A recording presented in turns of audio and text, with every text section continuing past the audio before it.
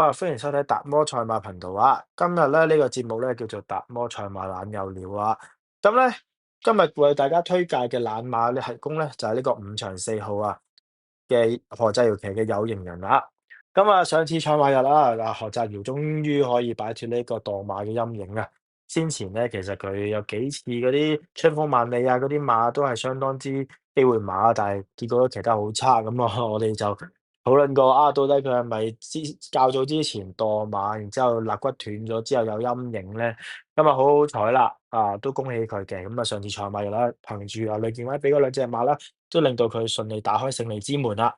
咁啊，今日呢隻有型人到底有啲咩地方係需要揀佢啊？有啲咩特別好啊？做冷馬推介咧，咁我哋首先睇一睇啦，事不宜遲。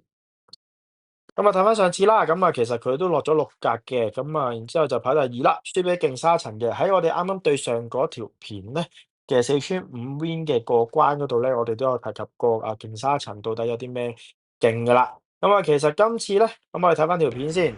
咁啊，其實今次咧，你睇翻綠色呢隻馬咧，喺落二碟呢隻馬咧，300米之後喎，就其實一路已經放咗出嚟噶啦，只不過可惜最嬲尾200米咧，就俾呢隻勁沙塵啊一嘢趕過咗啊！咁但係佢仍然去堅持到第2名嘅，冇俾後邊嘅10號追趕過啊！嗱，其實8號嗰隻深紅紅咧，喺之後再出咧，都已經係攞咗個第2噶啦。咁所以其實咧，照對照稱啊，其實我哋有講過呢個勁沙塵係有幾咁勁噶啦，咁佢只不過係緊輸呢隻勁沙塵啫。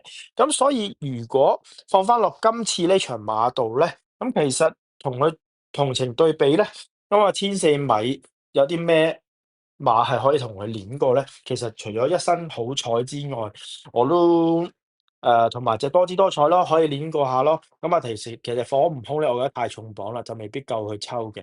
咁啊，更何況係大外檔添。咁當然啦，何澤堯呢次騎到個11檔都唔係特別好檔噶啦，所以我哋做呢個冷馬提供咧，pace 有3倍幾，其實都相當之唔錯噶啦，可以冷 pay 檔 win 到啊！